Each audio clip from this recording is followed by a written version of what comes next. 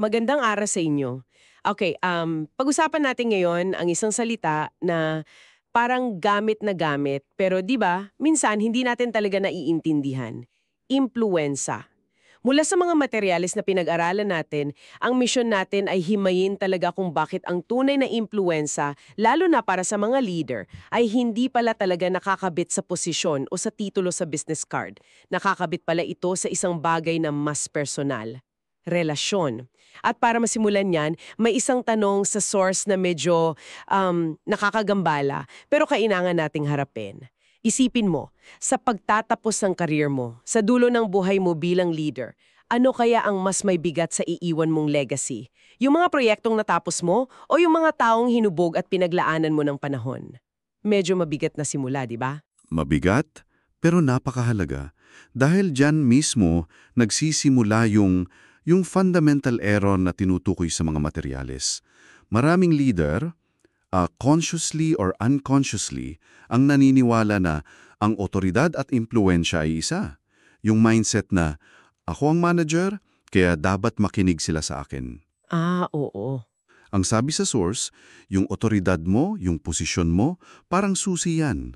Makakapagbukas yan ng pinto. Pero hindi nito mapipilit ang mga tao na manatili sa loob ng kwarto at makinig sa iyo. Ang relasyon, yon ang nagpapanatili sa kanila doon. Kapag nawala yung tiwala, yung koneksyon, yung otoridad mo nagiging parang boses na lang na walang nakikinig. At parang mas totoo yan na yun, di ba? Sinasabi sa source na nagbago na yung professional landscape. Dati, sa mas hierarchical na mundo, baka sapat na yung titulo mo. Oo, Pero ngayon, kailangan mo talagang paghirapan yung impluensya mo. Hindi na gumagana yung gawin mo to dahil ako ang boss. Tama. At ang resulta niyan, yung mga leader na sa posisyon lang umaasa, sila yung mga nagiging isolated.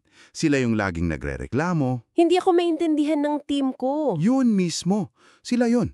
Pero kailangan nating mag-ingat. Hindi sinasabi ng source na walang halaga ang authority.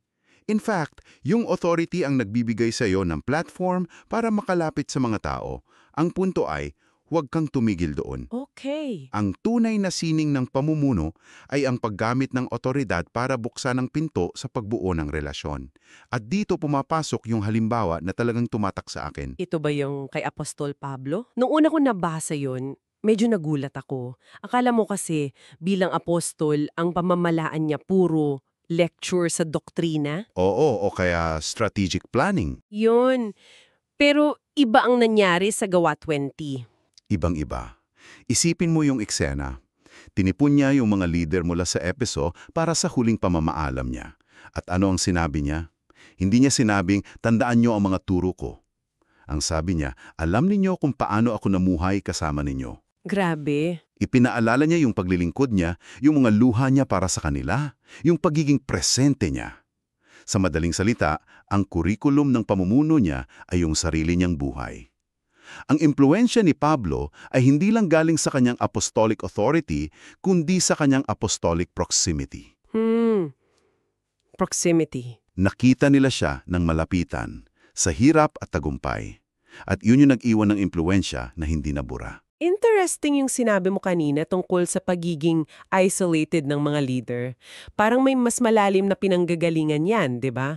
Tinatalakay sa source ang isang theology of relational influence na ugat pa lang daw ng pagkatao natin, relasyon na talaga ang pundasyon.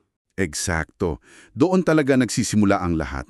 Sinasabi sa source na kailangan nating pumalik sa simula. Sa Genesis, nung nilikha ang tao, kawangis ng Diyos, hindi lang physical na anyo ang tinutukoy dyan. Ang pinakamalalim na kahulugan niyan ay nilikha tayo na may relational nature. Dahil ang Diyos mismo ay isang relational na nilalang. Ama, anak at espiritu. Yun. At pansinin mo yung sequence. Bago pa man bigyan ng gawain si Adan, yung pag-aalaga sa hardin, binigyan muna siya ng koneksyon. Koneksyon sa manlilikha. Oo. Ang pamumuno hindi nagsimula sa isang task list. Nagsimula ito sa isang relasyon. Grabe yun. So, nung nagkaroon ng kasalanan, yung unang nasira ay hindi yung hardin, kundi yung relasyon. Yun, nagtago sila. Nagsisihan. Kaya nasira rin ang pamumuno. At yun ang pattern sa buong Biblia. Dahil nasira ang relasyon, ang naging tugon ng Diyos, tipan o covenant. Na isang istrukturang pangrelasyon. Tama. Laging nauuna ang relasyon bagong responsibilidad. And this brings us to the ultimate model. Si Jesus, ang sabi sa source, siya ang perpektong halimbawa na sa kanya ang lahat ng otoridad, pero ang strategy niya hindi magtayo ng malaking organisasyon. Hindi. Ang strategy niya ay mag-invest sa 12 ordinaryong tao. At may 3 haligi raw yung kanyang pamumuno. Una, presence over platform. Parang kontra-intuitibo yan sa panahon ngayon ng social media, di ba? Sobra. Ang platform kasi, ayon sa source, ay one-to-many. Epektibo yan sa pag-broadcast ng impormasyon. Pero ang presence ay one-to-one o one-to-few. Dito nangyayari ang transformasyon. Pinili ni Jesus na kumain kasama nila, maglakbay kasama nila. Sa mga shared experiences na yon, hindi lang turo ang naibahagi niya, kundi ang sarili niya. So natuto sila hindi lang sa sermon. Kundi sa kung paano siya tumugon sa isang makasalanan, kung paano siya manalangin. Yung buhay niyang naging lesson plan. Okay, gets ko. So, hindi lang presence, may binanggit din tungkol sa affection over authority. Parang ang soft naman pakinggan yan para sa isang leader. Sa isang corporate setting, baka isipin ng iba, affection. Hindi ba yan senyales ng kahinaan? Oo. At yan yung common misconception. Ang affection dito ay hindi sentimentalismo. Ito yung pagpapakita ng tunay na pagmamalasakit. Ang ultimate expression nito, nung hinugasan ni Jesus ang paa ng mga disipulo, gawain nyo ng pinakamababang alipin. Grabe yun. Sa paggawa noon, parang sinasabi niya, ang pamumuno ko sa inyo ay hindi transactional, ito ay transformational. At yung concept ng psychological safety ngayon sa corporate world, di ba? Na mas productive ang team kapag hindi sila takot magkamali. Wow, ganda ng connection. Isang secular na version yun. Oo. At ang pangatlo ay connection over command. Hindi lang niya sila inutusan, inanyayahan niya sila. Parang ang simpleng pagbabago lang ng salita. Pero ang laki ng epekto. Napakalaki. Ang command ay gawin mo to. Pero ang invitation, sumunod kayo sa akin, halik kayo at tingnan ninyo, ay nag-aanyaya sa iyo na pumasok sa isang shared life at shared mission. So ang pagsunod, nagiging resulta ng koneksyon. Hindi kapalit nito. Kaya ito yung tanong na iniiwan ng source para sa iyo na nakikinig. Sa iyong pamumuno, mas madalas ka bang nagbibigay ng utos o nag-aanyaya? Nagbibigay ka lang ba ng mga gawain o inaanyayahan mo ang mga tao na maging bahagi ng isang mas malaking kwento? Okay, dito ngayon pumapasok yung isa sa mga pinakamalaking tensyon, di ba? Yung pagitan ng otoridad at serbisyo. Sa pananaw ng mundo, parang langis at tubig yan. Magkasalungat, ang otoridad ay paakyat, ang serbisyo ay pababa. At dito yung mind-blowing part, kung paano binali ni Jesus ang lahat ng yun. Hindi niya inalis ang konsepto ng kadakilaan. Ang sabi niya, ang sino mang nagnanais maging dakila ay dapat maging lingkod ninyo. Binago niya ang daan patungo sa kadakilaan. At hindi lang sinabi, ipinakita niya. Sa pinakadramatikong paraan, sa Juan 13 sa paghuhugas ang paa, sinasabi doon na alam niya na lahat ng kapangyarihan ay ibinigay na sa kanya. Sa tuktok ng kanyang kapangyarihan, pinili niyang gampanan ng papel ng alipin. Alam mo, may isang quote sa source na talagang tumatak sa akin. Christian authority is not a ladder to climb, it is a towel to carry. Grabe ang linyang yan, ang bigat. Kasi ang buong corporate culture natin, nakadesenyo bilang isang ladder. Tama. Pero ang sabi dito, ang otoridad pala ay isang towel. Isang tool para maglingkod. So hindi ibig sabihin na walang authority ang leader. Hindi ibig sabihin na dapat laging soft lang. Hindi talaga. At napakahalaga ng puntong yan. Ang servant leadership ay hindi kahinaan. Hindi to pag-iwas sa mahihirap na desisyon. Okay. Hindi to pagiging passive. Kung babalikan natin ang modelo ni Jesus, siya ay naghugas ng paa, pero nagtaob din siya ng mga mesa sa templo. May balance eh. Kailangan ng balanse ng dalawa, ang lambot ng puso ng isang pastor at ang tapang ng isang tagapagtanggol. Ang otoridad mo ay ibinigay sa iyo hindi para sa sarili mo, kundi para sa ikabubuti ng iba. Pero teka, may risk ding to, di ba? Halimbawa, kung masyado kang relational, hindi ba't nagiging mahirap magbigay ng critical feedback? O gumawa ng mahirap na desisyon tulad ng pagtanggal sa isang underperforming na miyembro na kaibigan mo na? That's a very important and practical question. Hindi ito direktang tinawag na dark side sa source, pero implicit yung challenge. Dito pumapasok yung balanse. Ang relational leadership ay hindi nangangahulugan na iniiwasan mo ang katotohanan. In fact, ang tunay na relational leadership, dahil nakabatay sa tiwala, ay nagbibigay daan sa iyo na magkaroon ng mas mahihirap na pag-uusap. Mas madaling tanggapin. Oo, mas madaling tanggapin ang masasakit na katotohanan mula sa isang taong alam mong tunay na nagmamalasakit sa iyo. Ang panganib ay hindi sa pagiging too relational, kundi sa pagkakaroon ng unhealthy relationality. Yung takot sa conflict. Yun.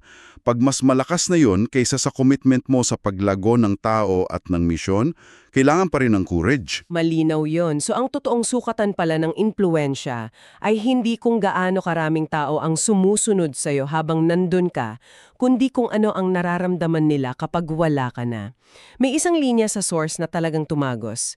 People will remember what you built, but they will weep only for who you were to them. Grabe. Pwedeng alalahanin ng mga tao yung building na ipinatayo mo, pero iiyakan ka lang nila dahil sa kung sino ka para sa kanila. At niyakap si Pablo at hinagkan. Ang tanong, bakit sila umiyak? Hindi dahil aalis ang kanilang CEO, Hindi. umiyak sila dahil aalis ang kanilang amang espiritual, ang kanilang kaibigan, ang kanilang pastol, ang luha. Sabi sa source, ang pinakatotoong sukatan ng relational influence. Wow! Dahil ang luha, hindi yan para sa titulo. Ang luha ay para sa tao. At dito, nagiging napaka-practical ng usapan. Kasi baka may nakikinig na nag-iisip, okay, gets ko, pero paano ko gagawin yan sa abala kong schedule? Sa pagitan ng mga meeting at deadlines. Oo. Nagbigay ang source ng ilang practical na paraan. Ang una, maging accessible o madaling lapitan. Paano yun sa practice? Ang pagiging accessible, hindi ibig sabihin na 24/7 kang available. Ibig sabihin, alam ng mga tao na may paraan para makarating sa'yo. Baka isang open door policy isang oras sa isang araw, o baka yung simpleng hindi pagtingin sa phone mo kapag may kumakausap sa'yo. Tapos, maglaan ng oras para makinig, hindi lang para magsalita. Oo, minsan, ang kailangan lang ng tao ay maramdaman na narinig sila. At idagdag ko pa dyan, ibahagi ang buhay, hindi lang mga gawain. Yung mga pinakamahalagang usapan, hindi nangyayari sa boardroom. Sa kapehan, sa tanghali. Tama. At maging presente sa oras ng kanilang paghihirap. Mas maaalala ng mga tao kung sino ang dumamay sa kanila sa ospital. Kaysa kung sinong nag-approve ng kanilang leave. Yon. Dalawa pa na critical, mamuno ng may kahinaan o vulnerability. Hindi ito oversharing. Ito yung pag-amin na hindi mo alam ang lahat na nagkakamali ka rin. Na tao ka lang din. O, at panghuli, mag-invest sa individual, hindi lang sa karamihan. Tandaan natin ulit si Jesus, nagsalita siya sa libo-libo, pero ang core ng investment niya nasa 12. Sino yung 12 mo? Yun ang tanong. Ang lahat ng ito ay tumuturo sa isang konklusyon. Ang impluensya na tumatagal ay hindi nagmumula sa galing mo sa trabaho, kundi sa galing mo sa pakikipag-ugnayan sa tao. So ano ang ibig sabihin ng lahat ng ito para sa'yo? Itong buong pag-uusap natin, base sa mga materyales, ay nagpapakita na ang pinakamatibay na impluensya hindi nakukuha sa posisyon. Ito ay binubuo sa pamamagitan ng presensya, ng serbisyo, ng tunay na koneksyon. Ang totoong finish line ng pamumuno ay hindi pala pag-abot sa tuktok ng org chart. Ang tunay na tagumpay ay makita mong patunay na lumalago ang mga taong pinaglaanan mo ng panahon kahit wala ka na. At bilang pangwakas na kaisipan, iiwan namin sa iyo ang isang tanong na medyo binago mula sa karaniwan. Ang tanong ay hindi, ano ang gusto mong makamit sa iyong pamumuno? Ang mas mahalagang tanong pala ay, sino ang gusto mong maging dahil sa pamumuno mo? Hindi tungkol sa mga nagawa, kundi tungkol sa mga nahubog. Dahil sa huli, ang legacy ay hindi mga salita, tropeo o gusali. Ang legacy ay mga tao.